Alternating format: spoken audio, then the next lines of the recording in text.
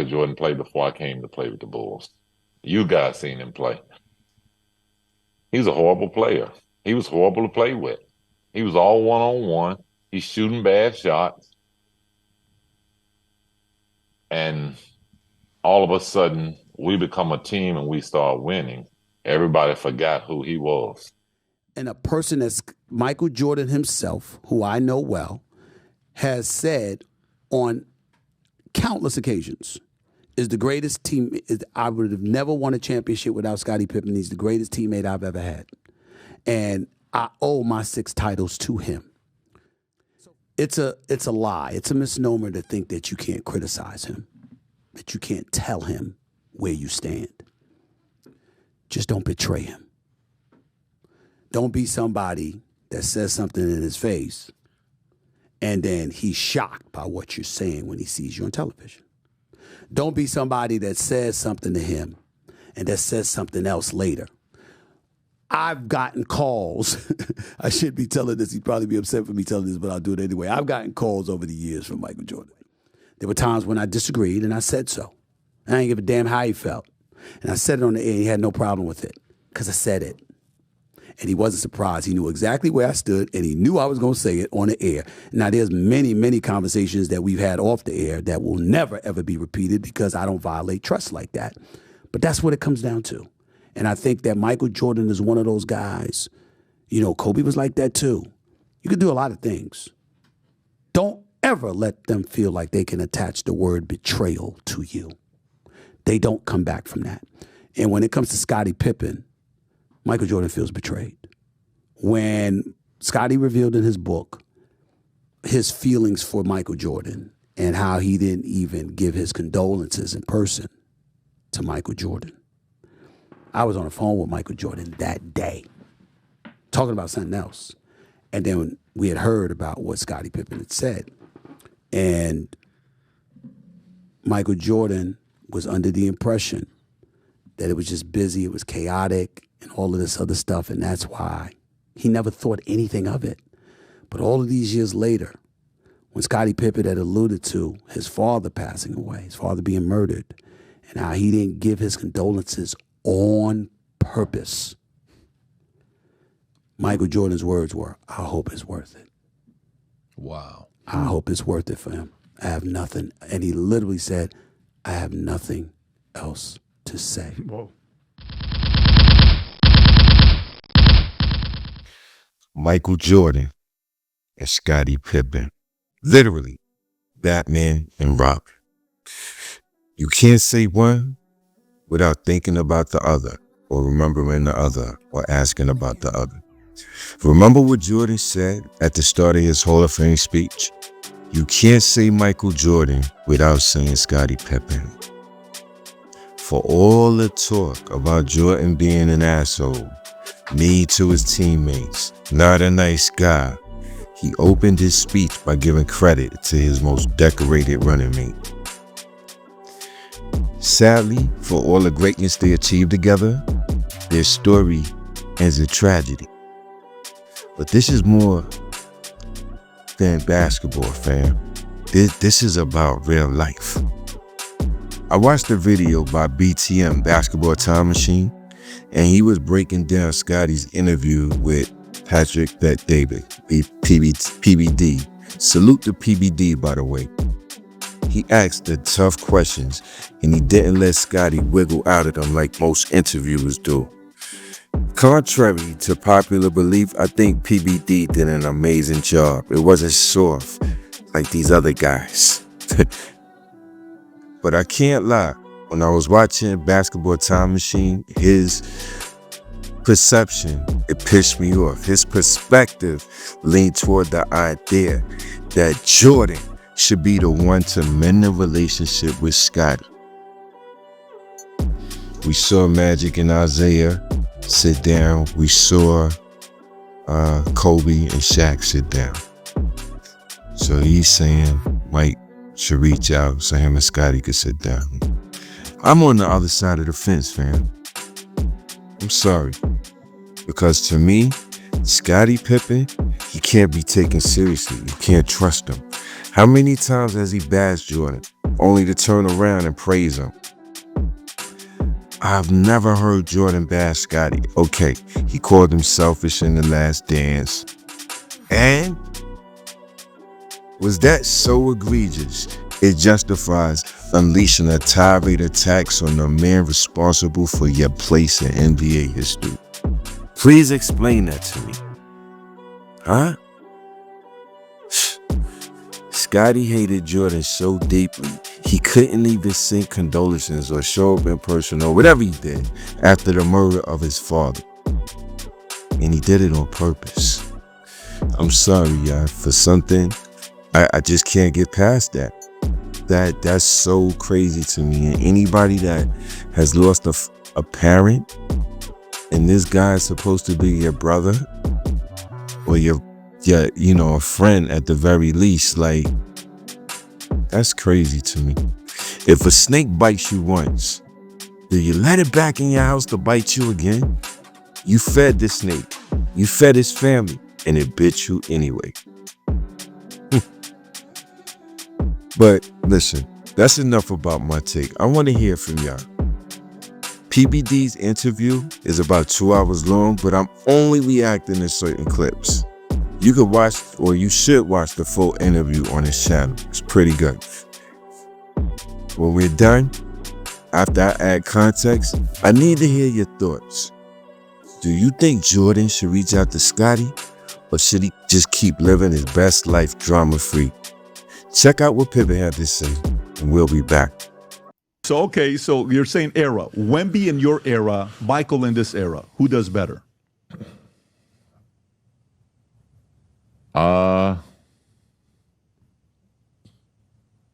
Wemby in this era and Michael in this era? So, no. Wemby goes to your era. Oh. And then Michael comes to this era. Who does better? Probably Michael. Michael would do better in this era? Yeah. Okay, so let's go to the next one. LeBron in your era with Michael. Michael in LeBron's era. Who does better? Probably Michael. Okay, and then with Kobe, I'm assuming you're going to say Michael, of Michael and Kobe's era. I mean, it's kind of the same. Yeah. So, okay. I would probably still say Michael would do better because, remember, Michael era, my era, early on, very physical, 85, 90-point games. All right, bro. See, this is what I be talking about with Scott. All right? You just saw for yourself. He said Michael was a horrible player. Right? But now he's talking about, in this era, Mike will be better than Wemby and better than LeBron. What are we talking about here with Scottie? You see what I'm saying? The back and forth. How do you take a person like that seriously, fam? You know what I mean?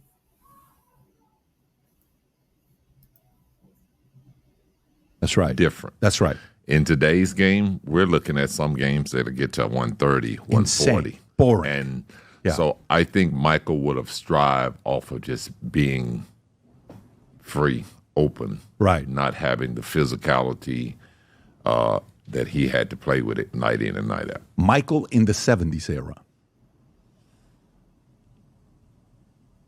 Would he dominate it? Okay, I didn't play in the 70s, but I got to imagine that the game was even just as physical as it was in the 80s. Less rules, right? It was more fights. Guys were, it was a very physical era. Yeah. And,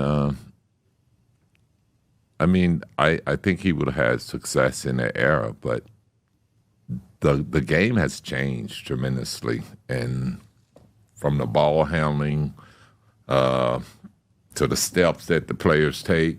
So, when you ask me that and how successful would he have been in the 70s, I don't know how the officiating would have officiated him. Scottie, when you're running for office, because your answers are so diplomatic. See, and that's what kills me about these dudes talking about players from the past couldn't rock out in today's game. The rules was different, fam. Use your brain. They practice differently. That little pity pat dribble that they used to do back in the day, they did that because that was the rules. Now, if you did what they do now, back then they would call carry every time. The little pause, the little hezzies, this, that, and the third. It would be game would be over.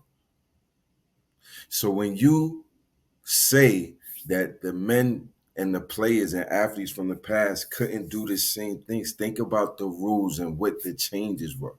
But nevertheless, look at what Scottie just said. In any era, he thinks Mike would have been successful. That doesn't sound like a horrible player to me, fam. It matters to be known as the best. It matters to be the best. It pays to be at the top. So, Scottie, so let's just say let's change this. I got a weird question for you. I guarantee you're not expecting this question to come to you. You ready? Yes, sir. You ready for this one? Yes. Okay. So the great Dominique Wilkins, when he played for the Atlanta Hawks, I think he averaged 35 points a game at one season, and he had multiple 30-point season games. I think he was the only guy that outscored Michael in scoring. If I'm not mistaken, can you pull up Dominique Wilkins' stats? trust me, I was the one he was giving all those numbers to. Go to the NBA reference. It does a better job showing the stats than this one.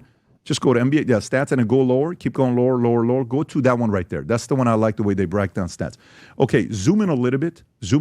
Thanks, Rob. Okay, points per game. Look at that right there. 30.3 was the 85-86 season. That's the year I think Michael was hurt when he averaged 30, and he got second in MVP voting, right, that season. But right after 29, 30.7. And then he loses to Michael every year except for the year that Michael was. And then rebounds, look at that, 30 points a game, 7.9 rebounds, 1.8 steals. This guy was a monster. Oh, he's a beast. Absolute monster of a guy. And field goal, he was at that time 47%. That three-point era wasn't a three-point era. What was his free throw? Oh, shoot, 82%. Oh. Damn, good for you. Okay, so here's a crazy question for you. You ready? The Bulls don't draft you. You get drafted to the Atlanta Hawks. It's you, Dominique, Kevin Wilkins. Michael doesn't pick you up. The Bulls get, can you go to the 87 draft? Go to the 1980, what a game we're playing here. 1987 NBA draft. Zoom in. Okay, so where are you picked? You're number 5. Okay, so Michael and the team, they pick up Kenny Smith. Obviously, it's not up to him, but say you go to, somehow, some way, you end up with the Atlanta Hawks and Kenny Smith goes to the Bulls. How many championships do you guys win at the Hawks, and how many championships does Michael win without you going there? I still get my 6. Stop it, Scottie. 3-3. I thought you knew. I know the number. Trust me, I know the number. So you'd win 6, you're saying? Yes. How many does Michael win? Maybe he may be somewhere with LeBron, 2-3, somewhere. LeBron's got 4 now. LeBron got, I thought he had 5. No, he's got 4. He won 2 with Miami, 1 with Cleveland, 1 with the Lakers. Now you're throwing me off right now. How many did it win? I am thrown off. No, he won 4. He won 4. Okay. He won 4. He's 4-6 in the finals. What the hell is Scottie talking about? He would have won 6 with Dominique. That would have been a lethal duel, though. Put some respect on Dominique's name. Let me not do that. I would never do that to the human highlight, right? He was a beast. But y'all forget, it took Scottie 3 years to get right. You know what I'm saying? Mike grew him, bred him, challenged him, pushed him. I don't know if Dominique is doing that. I don't see that. Never saw that. Great player, but I don't know if he was about that part. The Breakfast Club, training before practice. Mike was obsessed, bro. And his success, his drive, his motivation, his fire, it dripped on the Scottie. That's why he became what he became. But he's ungrateful. He would have won. Man, stop. Man, listen. Pissed off. if I'm not so mistaken. I don't know. Yeah. I would say I don't know. I feel like I'm gonna get my 6.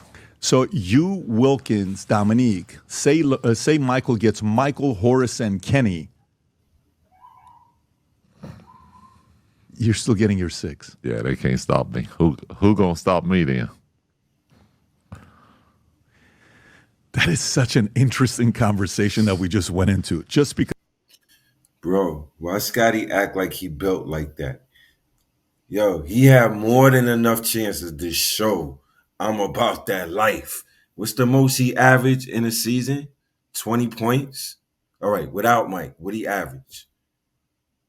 The years Mike retired the first time after his father was murdered. For all of you people that say, yo, he quit like his dad was murdered.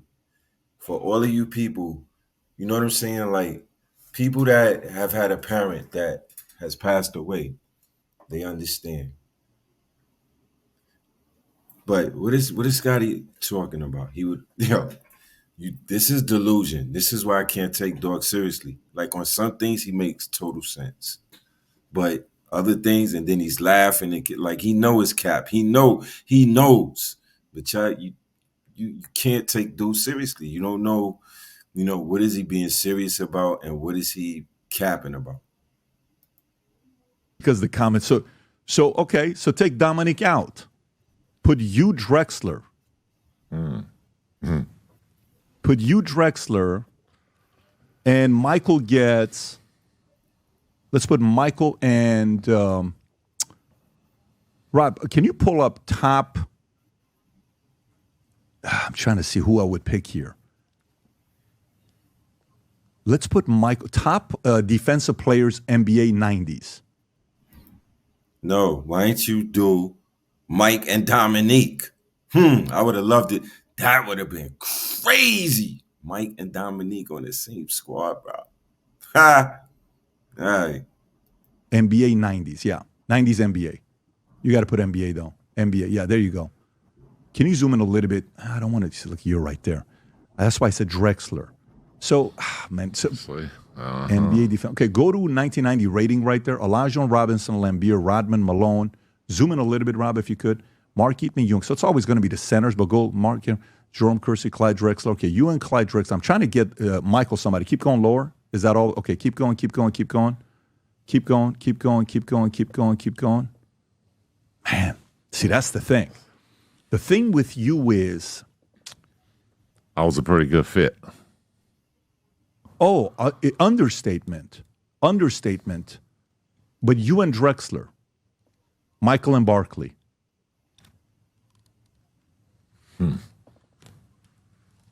Because Barkley was a BMF. Oh, he was a beast. You and Drexler, Michael and Barkley. Who would have had more chips? I don't know. I think me and Drexler might get him. Stop it. You're... I don't know. Scottie lost his damn mind. Barkley and Mike? What? And Mike would have got Barkley in shape. Right? He would have motivated Barkley just the way he motivated Scottie to be workout warriors. Go crazy. Mike and Barkley? Scottie and... This is absurdity at its finest. Know if Michael will be able to keep his thumb on top of Charles. Really? Yeah, I don't know if he can hold Charles down. Meaning keeping him coachable? Yes, for a season to win a championship. I see what you're saying. Okay, so keeping him disciplined to be a good Robin. Yeah. Very interesting that you're saying that. I still like my chances. This just got very interesting for me. Okay, so disciplined Michael and Karl Malone. You and Drexler. Because Karl Malone's disciplined. Yeah. He scored 32, I think 30. I may give them the edge. You may give him the edge. Yeah, Carl's a tough matchup. Okay. When's the last time you and Michael spoke? Right around the pandemic. Oh, so it's been a minute since you. Yeah. Is that the text exchange when he shot you a text May of 2020 and he said, hey, Scottie, I heard you're upset. Let me know when you have a minute to speak. Is that the last time you guys spoke? Something like that. Something like that. And did you actually call him? Like, did you guys talk or did you just text him? No, I think we ended up speaking briefly. Did it end up being good, the conversation? Yeah, I guess. Good and final. That's what it was. Good and final. Because of you or because of him? Yeah.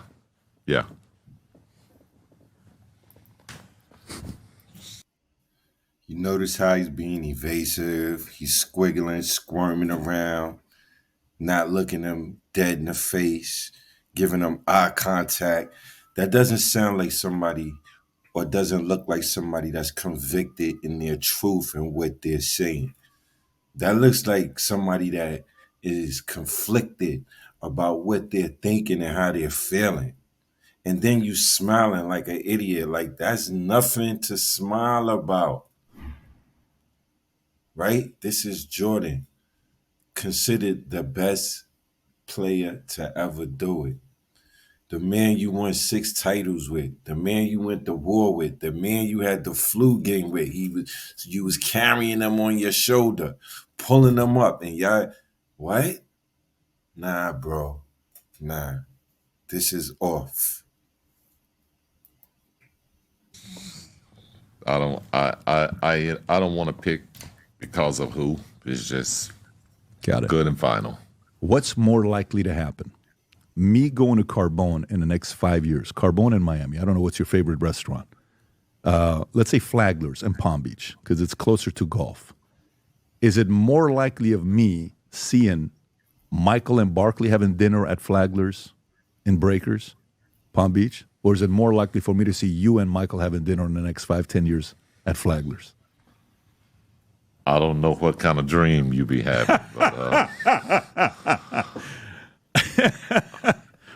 What wow. do you think, though? Which of those two is more likely to happen? There's a Vegas odds. Like, we're trying to bet some money here on this one. I mean, I don't know. That's a tough one. I don't spend that much time in Florida, so I would probably say maybe highly likely, maybe Charles. over you. Yeah. Got it. It's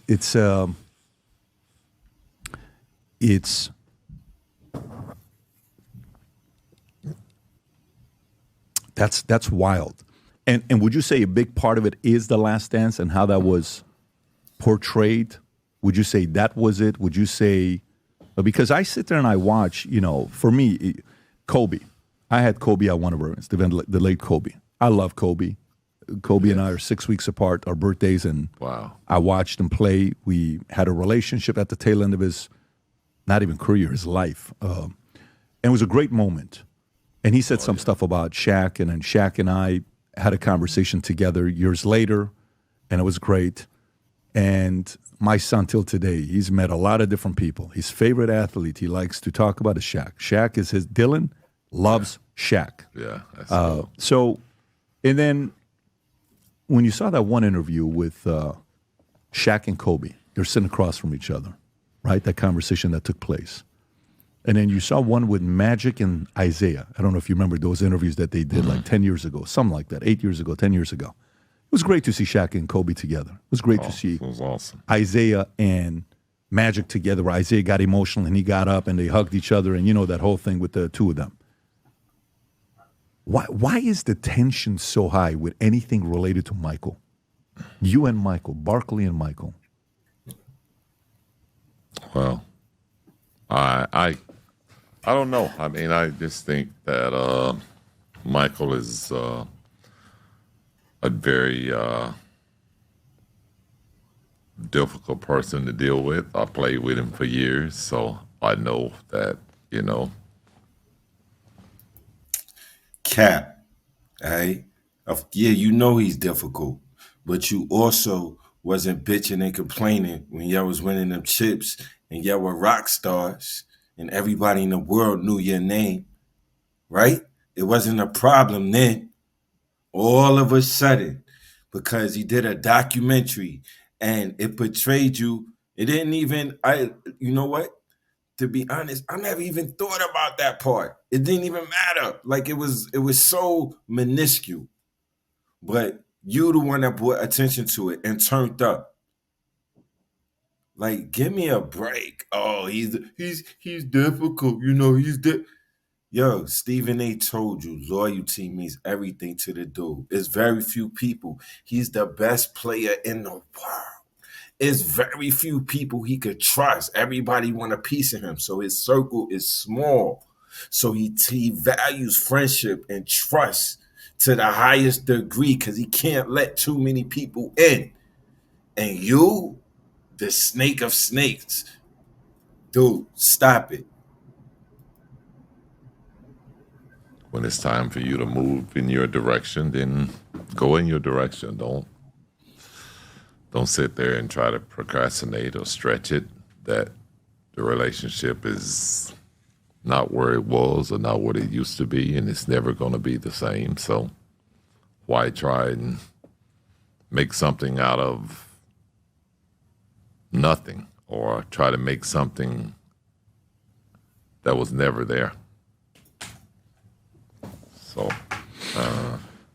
yeah.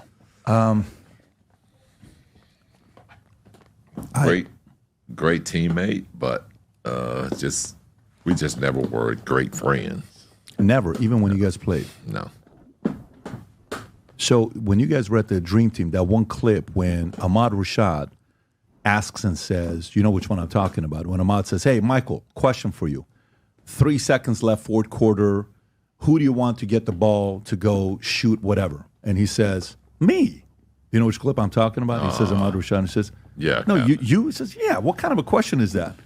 And then you guys are getting off the bus. He says, Scott, this is the one right here. I don't play the clip. Actually, you know what? You may be able to play the clip. Yeah, play the clip here. Do we have audio or no, Rob? Because I can't hear that. Back up a little bit. Dumb question. Who would take the last shot? Me. That's a dumb question. Me. So, and then if you want to pause it, and this is, I think it's the right moment while you guys are getting off the bus and saying, where's Scottie? We got to go play golf. Where's Scottie? I think he's having that conversation. Did you guys golf a lot together or no? Never. You guys never golf? No. So who was he talking about to go golf with him, Rob? Wow, you guys never golfed together. No. So when you guys played together, how often was it for you guys to have dinner together? I mean, we may have like a pregame meal or something like that, but it's always a big party of people. How many times did just you and Michael have dinner in Chicago? Chicago has a lot of great... Scottie, stop it. Scottie, stop it. I'm sorry, yeah, but all I could think of was like a spoiled kid.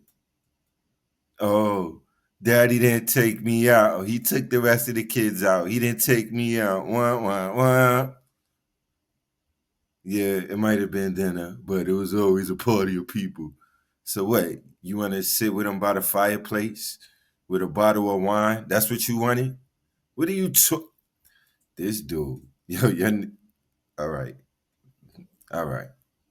That's what you wanted, Scottie? Candlelight, some honey. You remind me of somebody like you wanted special attention or something. Still. Never. You and Michael never had dinner together one-on-one? No.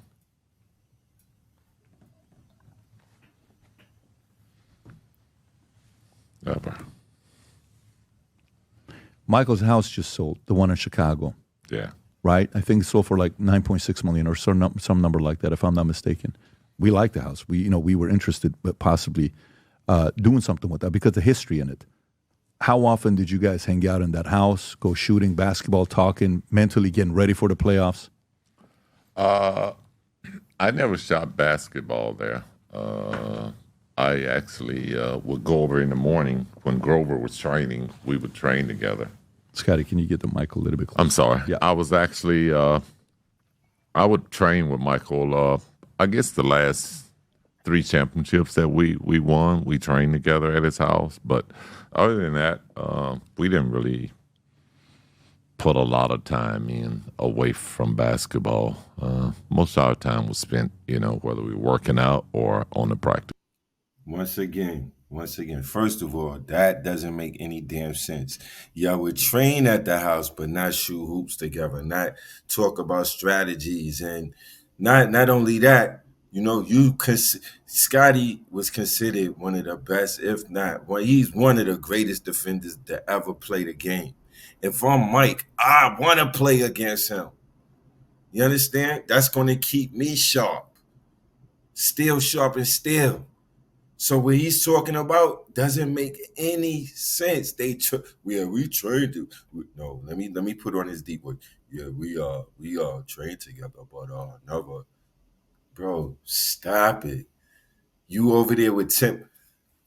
You know what? We need Tim Grover on this one because I call cap on that. This floor. That's so wild to me because, that feedback was given sometimes about Kobe. That Kobe wasn't a guy that hung out with his teammates. First run that he had.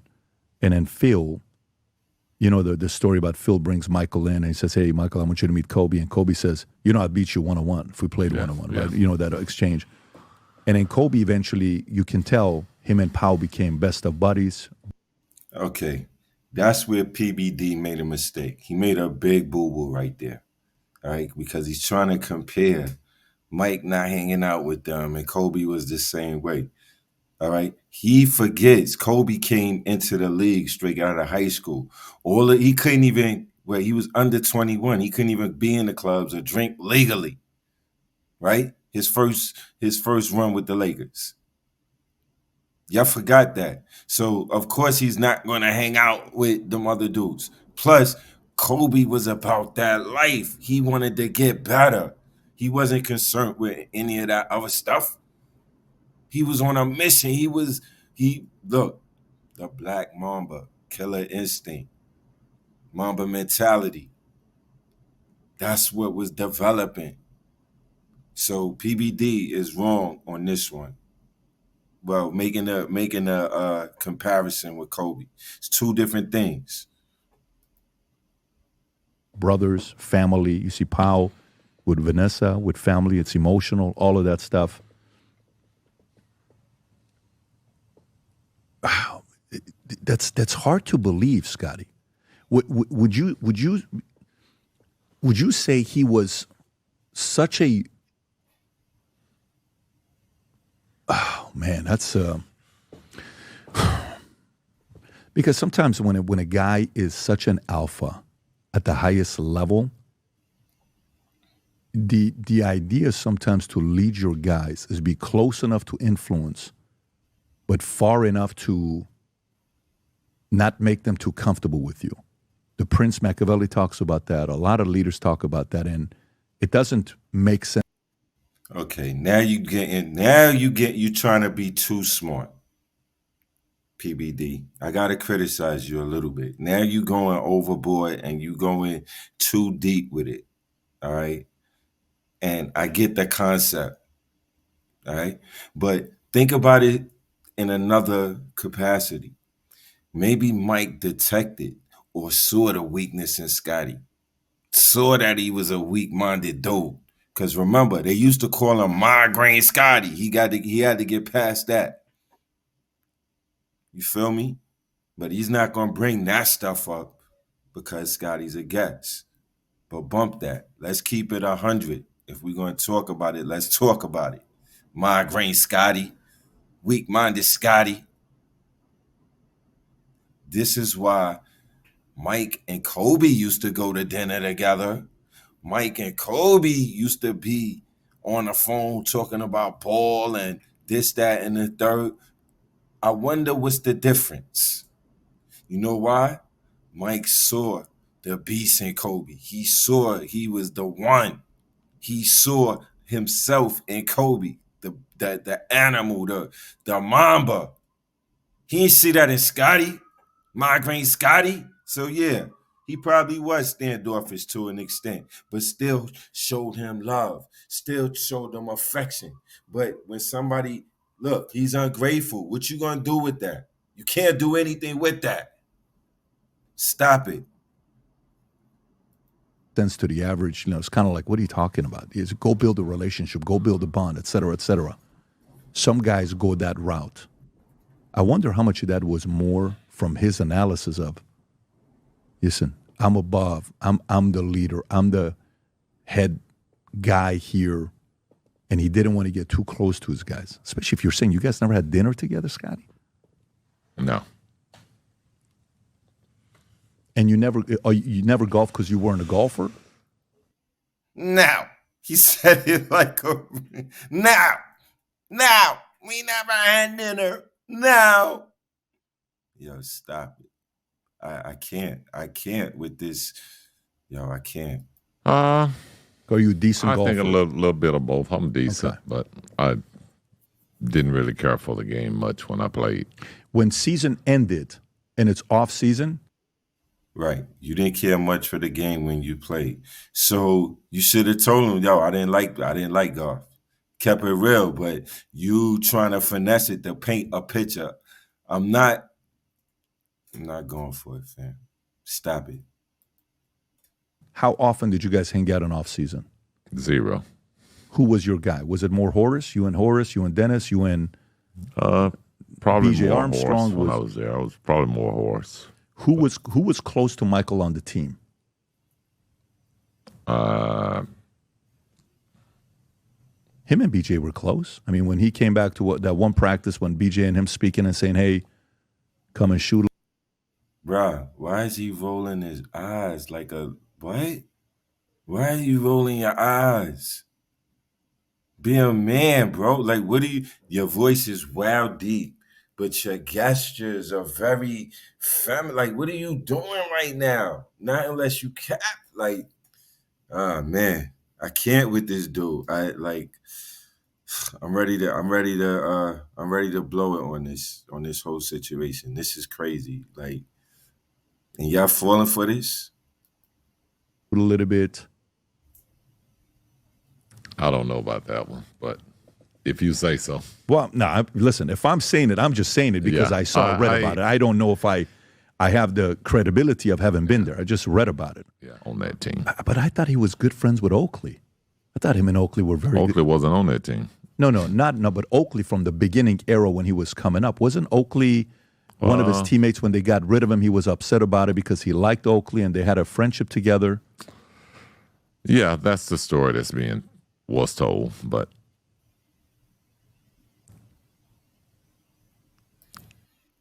see, that's some BS movement too, right? He's trying to insinuate, yeah, that's the story that's being told, but like, why are you trying to ignite a beef between Oak and Mike or try to make it seem like there's an issue with their relationship? Even if it is, the public don't need to know about that, but you want to paint this picture like you're the victim. Oh my God, this is worse than I thought. I don't know where that relationship is today. Oh, okay. Well, I don't know what that relationship is today, but I don't know which story it was when one time you guys are playing the Knicks and he says, hey, Oak, let's go have dinner together.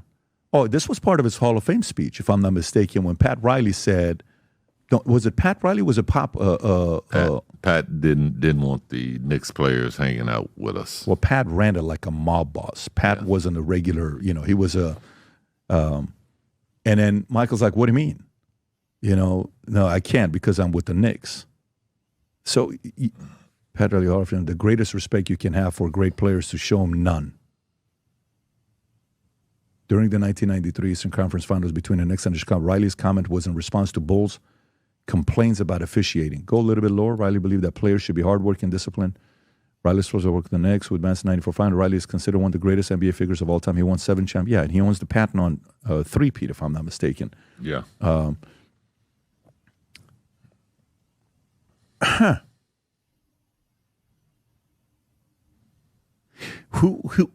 Rob, who was Michael's best friend in the NBA? I don't know. You got Charles Barkley. While they played. I don't know. By the way, so we can, transition to the next story, but I'll tell you how I process this. And Scottie, whatever I say, please tear it apart. Don't just kind of let me get away with saying this here. Okay, I want you to tear it apart and say you have no clue what you're talking about. So there's no way a guy does what Michael did. The number of scoring titles, Finals MVP. One guy who was the MVP, Finals MVP. Defensive Player of the Year, and he's only 4 people have ever done that, and he's the only guy that's done it 4 times. The one that we all read about and we all see about. And a number of seasons, he played 82 games, and the phrase about the fact that I'm not going to miss a game because a father, maybe the only game, he's bringing a son over to the game, that I'm going to go out there and give my best because I owe it to that father that brought his kid. And being a guy that was a sportsman, the face, taking it to different eras.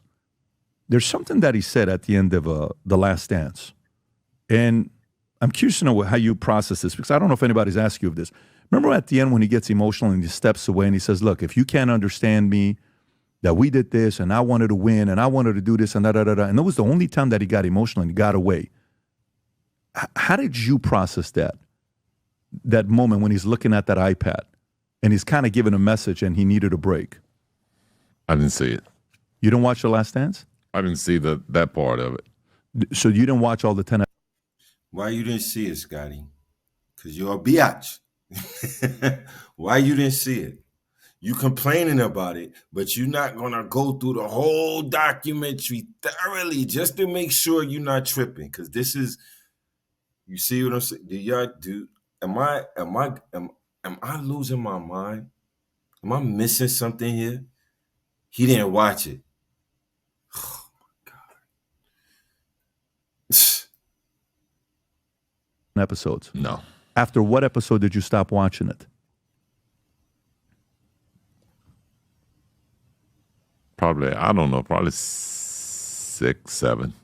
The Kukoc episode? Yeah, something like that. You saw that episode. Was that the one where you're like... Wait, so you stop at the Kukoc episode because you feel a certain type of... I'm gonna take my ball and go home. I don't want to play anymore. Bro, am I tripping? Is this dude not like super fragile? What is going on in the world? Jesus Christ. You know what? Screw this. I'm done. Yeah, I didn't want to see it. My kids got turned off on it, so it's kind of turned me off. So I didn't have any interest to watch it anymore. Yeah. Well, very interesting. Very interesting. But to me, sometimes it's when a guy that comes in and is the lead dog and got a lot of the thorns that came his way, it's very hard to be a Michael. Nobody talks about that part. How many times did he cover for Scottie? How many times did he not throw Scottie under the bus? Huh? What are we talking about here? Compared to other players or leaders or GOATs that you guys want to have. Huh? Mike helped Scottie get paid. How could you turn around and throw shit in the face of somebody that helped you eat like that? This dude is yeah, I'm sorry. And I think it's also very hard for anybody to understand Michael. Anybody to understand Michael. I think there's only a few guys that can probably expound on that to understand the level of, craziness to compete and the drive, and it's not a, I don't know how many people you can put in that to compare it to. Maybe a Brady and a couple other guys that, that's so interesting. I just learned a lot, Scottie. Oh yeah, Well, I will say Michael, he was built different, competitive 24/7. You damn right he was built different. This is why we hold him in such high esteem, because the man was built different. All right? Because before he won, before Scottie was a thought, we was looking at him like, hold on. Well, somebody's coming for your title, because this guy right here, we never saw it before. What he did on the court on both sides, not one side, both sides. Yeah, he definitely was built different. Not too many people are built like that, I agree. willing to compete at any level and at anything. So Mike was out here competing with his college teammates, moms, competing with his mother or his grandmother in a card game. That's sick. Didn't want to stop until he won. Yeah, you're right. He would compete with anything. when you look at these players in today's era, being LeBron, there's really no comparison. Jesus, shots fired. Shots fired. But here he goes again, right? Switcheroo time. But it's no comparison. I'm sorry. It really, it's no comparison. He's right. When you talk about the level of competitiveness, Michael bunched up all of his competitiveness and sort of exposed it out to the world within 12 to 14 years. We saw his whole resume, his competitiveness. Consistency, night after night, game after game, chip after chip, play after play. Like, it was insane. It's like you get high. Every time Mike was playing, you knew you was going to get high. He was never, very rarely going to let you down. You knew you was going to see something different.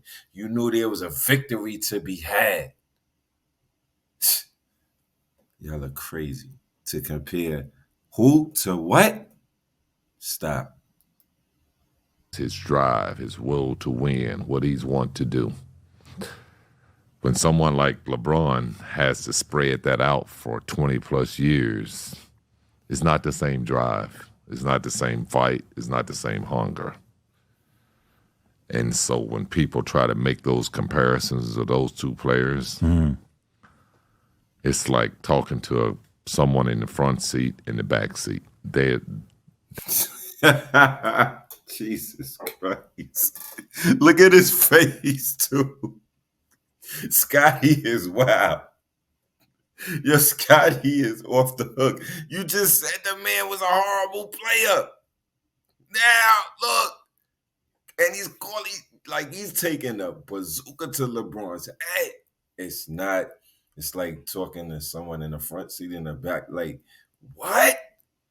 Jesus Christ. Scottie is wild. They ain't even in the same lane. Did you see today? By the way, Jeez. what a freaking point you just made. Condensing time frames. You know, I don't know if you saw the stat today. Who posted it that said, yes, LeBron may have passed Michael in the most 30-point games. It'll take another 32 years to pass Michael in 40-point games, right? Yeah. It's like, it's not even worth talking about.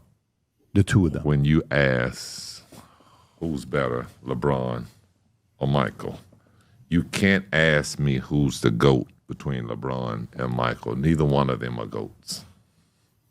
They both won. All right, now he's going to suck butt with that one. Now, first, now check it. First he says it's like talking to somebody in the back seat and in the front seat.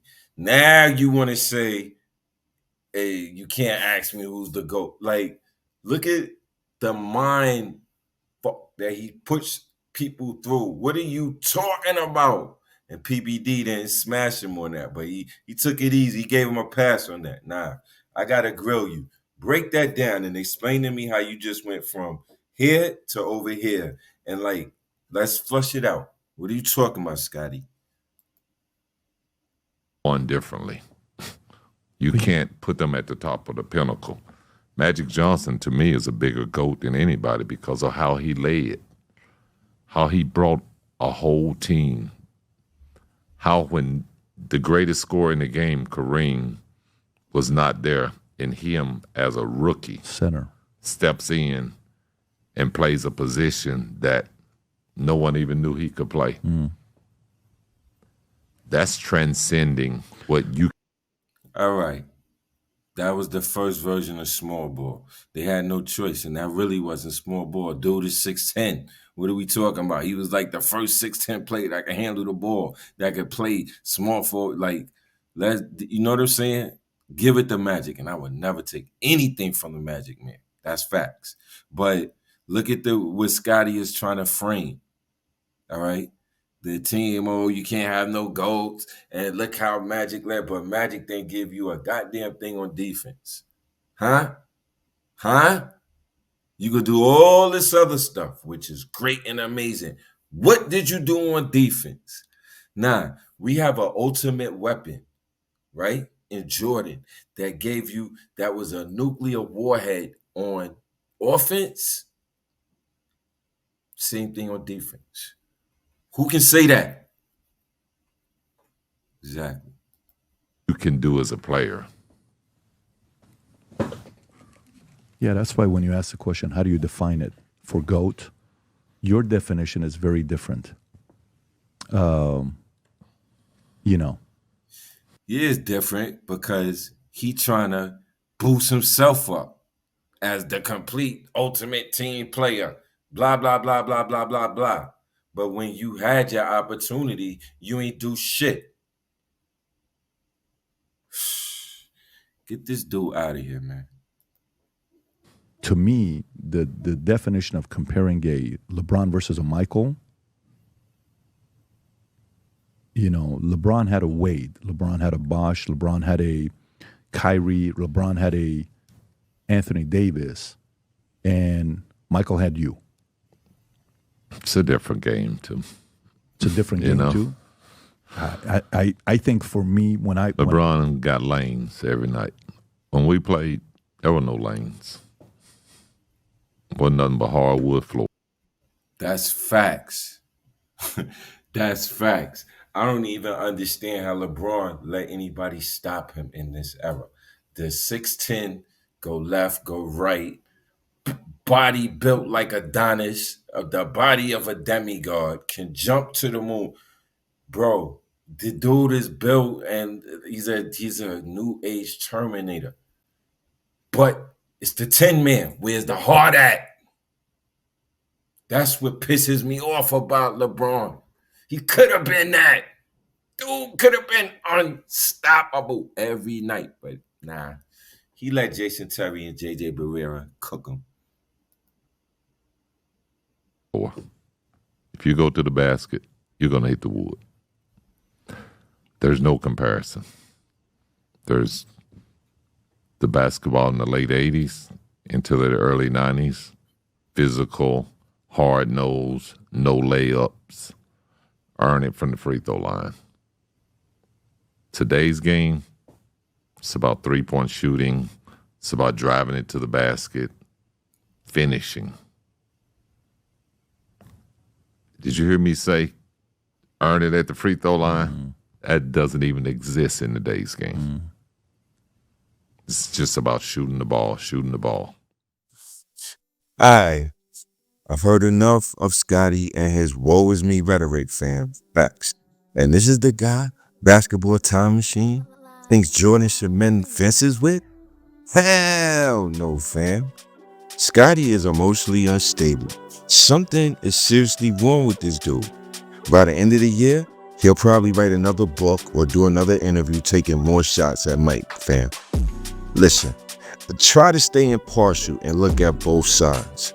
But this is in your face hoops, right? We don't sugarcoat. We get in your face from 3 or we come through the lane and bang it. You feel me? So when I hear this kind of horse manure, yeah, I get a little irritated. But now it's your turn. Get in the comments and turn up after watching this interview. What are your thoughts on Scottie? And do you think Jordan should extend an olive branch for a fight he didn't even start? Let me know.